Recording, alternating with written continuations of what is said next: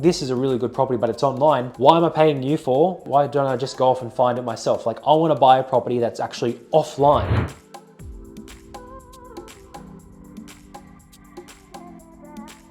Basically answer a question that I was asked the other day. I'll also be helping probably a lot of other buyer's agents out there in answering this question that have been asked a few times from people over the years. And to me, it's a bit of a straightforward question, and it causes a bit of maybe like tension between, the person asking the question and the person receiving the question. This question that I want to answer today is, what is the value of using a buyer's agent, getting help and paying someone to help you with finding a property if they just show your property that's actually listed online for sale? Before we go into this, I also want to say that I've helped thousands of people buy property, and we've bought thousands and thousands of investment properties for clients over the years. 80 to 90% of those properties that we buy every single week are usually offline, are usually not on real estate, not on domain, not technically listed online for sale. Some properties occasionally we will pick up that are actually put on the market at a later date after we've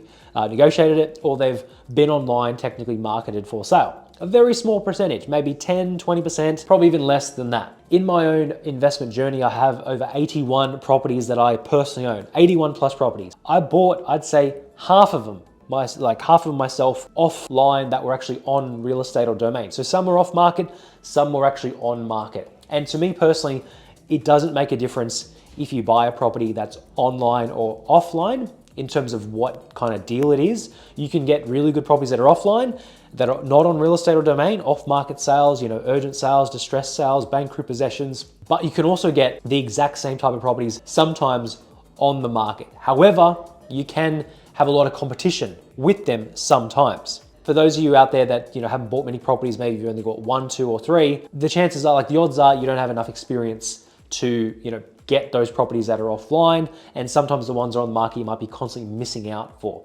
Yes, you've showed me like 4 or 5 properties, Eddie. 3 are off market. There's 1 property that's online. Like, this is a really good property, but it's online. Why am I paying you for? Why don't I just go off and find it myself? Like, I want to buy a property that's actually offline. And I basically explained 5 different things that I'm going to be taking you through today.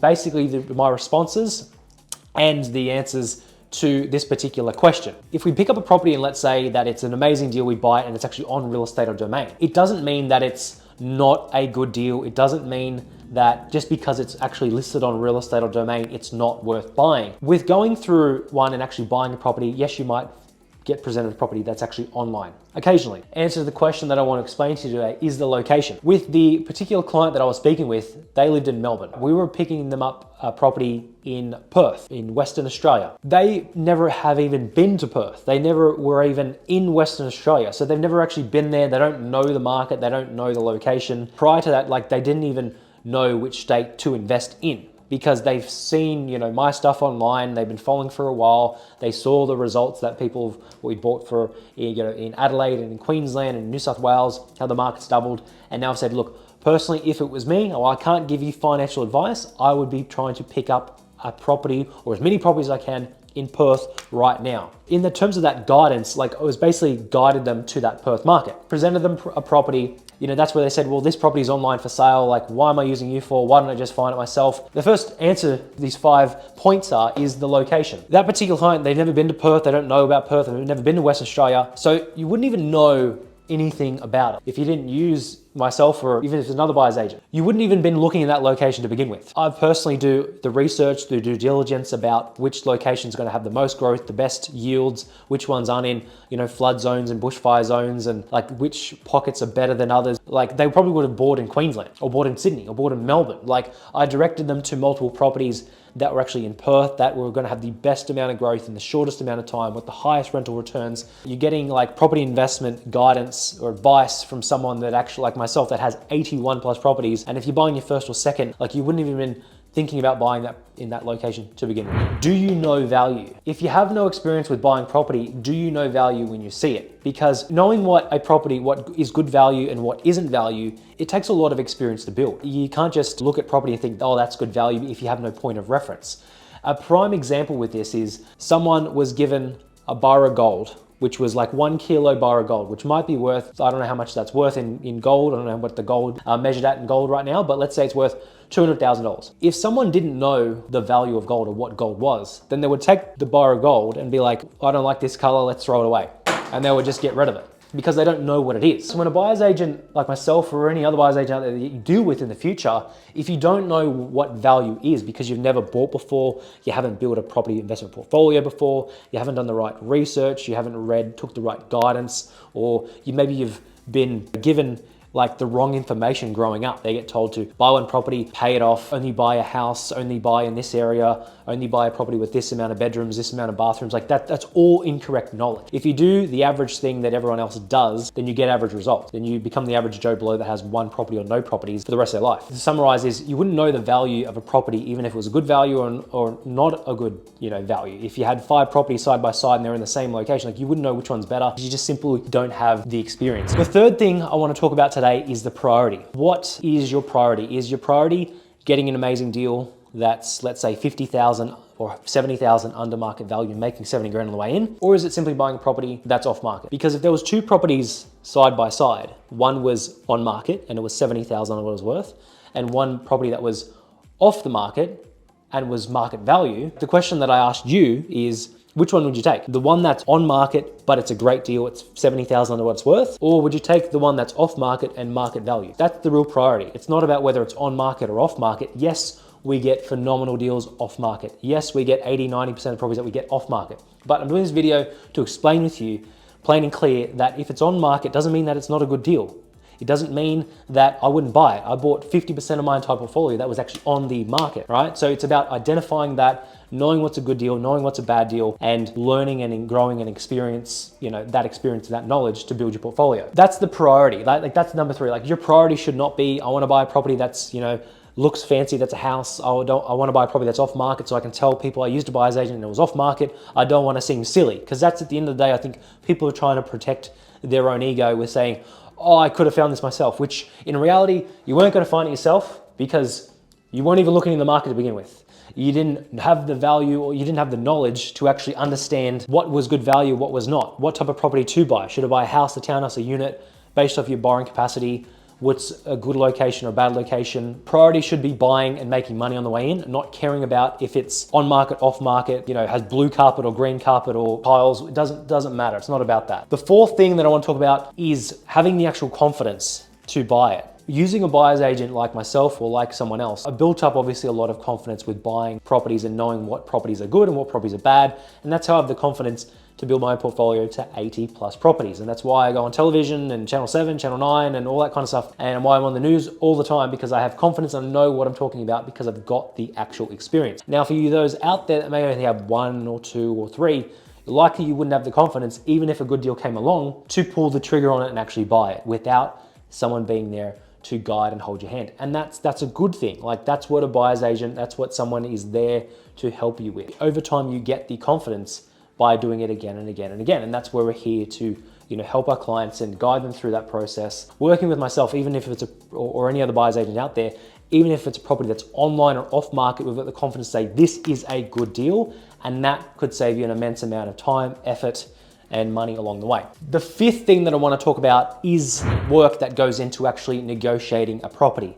So if the fact that if I've negotiated, as an example, a property for a client and for some reason it's online, you don't often see the behind the scenes, what has actually happened and how much time and effort and knowledge has gone in to actually securing that property for X amount. As an example of that, some of the things that we essentially need to do before we actually even negotiate a property is do what they call a comparable market analysis, or a CMA. CMA, which stands for comparable market analysis, that's one thing. Basically doing the research for one property just to actually see if it passes the test, see if it's like an investment grade property that I would personally buy myself. It would take at least, I'd say, 20 to 30 minutes to do this. It doesn't sound like a lot of time. If you have no experience, it could take a week to do. But I've got it down to 20 or 30 minutes to really figure out if a property is worth buying or not, and if it is worth buying, what price does it have to be at to make it a really good deal. First things first, got a comparable market analysis has to happen, where basically we're finding out what other properties are selling for, what other properties are on the market for, and where does this property sit. If we can get a property for, let's say, 400,000, we'll only buy it at, let's say, 400,000 if we can see other ones are selling for 440, 460, 470. We sift through hundreds and hundreds and hundreds and hundreds of properties just to get that kind of value to show you, here's a property for 400, there's other ones that have sold for 430, 440 and on the market for that amount. So you're getting it, let's say 40,000, 50,000 under what it's worth. There's that time, energy and effort that goes in for doing a comparable market analysis. The same thing for a rental amount. So looking at the property, how much is it rented for right now? So CMA for the actual appraisal, the rental, I'll write down rental as well, a rental analysis, how much is it renting for now? When does the lease end? Finding all the, the standard information about the property. The amount of time it would take between even just a negotiation could take as little as half an hour, take as little as let's say 2 hours to like 2 weeks to actually negotiate one property. So even just showing one property that may be online, it could have took between 2 hours to a week or 2 weeks to actually negotiate it. If you think about what has to happen behind the scenes, you got to call up the agent or go visit them, negotiate the property, find out the information. You got to present the actual offer to the selling agent. Then the selling agent has to present the offer to the seller. Then they've got to wait a few hours, go back and forth, renegotiate, come to a price agreement. Then they've got to issue contracts. Then you got to check the title searches and see if there's any easements or encumbrances and all that other kind of stuff on the property prior to that. There's an immense amount of work that goes involved. So there's other things you got to also check in, like bushfire, checking for if the property's in a bushfire zone, a flood zone, looking at the element of risk compared to what other properties are out there for sale, how close, finding it out, how close it is to shops, schools, amenities, train station, basically correlating all this information, putting it into actually like a property presentation, actual email, and then emailing it to the client as well, running through that client. Like the entire process could literally take 2 weeks just to negotiate one property. So a good way to think about it, in the last point that we're talking about time, a buyer's agent is to save you time and money on the way in. If a property is online for sale, there could be technically under like stats and statistics under realestate.com and domain, there can be around 600,000 listings online for real estate and domain. There can be over 600,000 listings at one particular time in 1 year. If you weren't guided to that particular property in the location, on the suburb, in the street, the number, at that particular time, you would have essentially had to go through around 600,000 listings. And now if it takes 20 to 30 minutes to actually analyze one property, and if you don't have that point of reference, whereas I've only learned that myself from doing this for the last decade plus and from 15 years of buying property and negotiating thousands of transactions, instead of going through 600,000 properties, which the average person would start off with because they would have no point of reference. They would not know what type of property to buy, where to buy, how to buy, what to buy, anything like that. So even if you take 20 minutes, and I've done this on a calculator a little bit earlier, 20 minutes times the average, going through and finding out if the property is worth like buying or not. If you take 20 minutes and times it by 600,000 properties that are out there, it would literally take you over 21 years to go through every single property that's online in one particular year. So it would take thousands and thousands and thousands of hours just to do this. The benefit of using a buyer's agent is you skip 21 years, you skip going through 10, 15 years of what I've spent and dedicated my life to with learning about real estate, learning about how to invest, where to invest, why to invest, and all the particulars about finance and growth and structuring your portfolio, all that to get the actual inside information. Time is the big thing. And the question that I ask you is, how much is your time worth? If you're making X amount per year as an example, if it takes you 6 months to buy a property, and if a person's on, let's say, even 80 grand a year, if it takes you 6 months, then it would have cost you $40,000 just to do a little bit of research, which 6 months doing it half time when I've been personally doing it for over a decade myself, which would take you like 20 years to get there. Time is the big thing. Even if it's just, this is an amazing property, it's online, we're gonna show you comparable properties that are on market, that have recently sold, that backs up the information that it's a good deal, that you're actually getting it under what it's worth, and it has a good yield, and it has that maximum possibility of the biggest amount of growth in the shortest amount of time. These are just 5 points to summarize. You got location. You wouldn't even been looking at that location to begin with, the suburb, the location, the street. Would you have even bothered like looking there? That's the biggest thing. 3 years ago, I showed a client a townhouse in a suburb called Woodridge. Now, 3 years ago, this particular property, we bought hundreds of properties in this location, and we had it for 178,000. The same property sells today for over $400,000 in 3 years. So it's gone from 178 to 400,000, it's more than doubled. They signed a contract for that property at 178. Then they found out that it was actually online, which told them it was online anyway, but they were presented like 10 properties, bear in mind.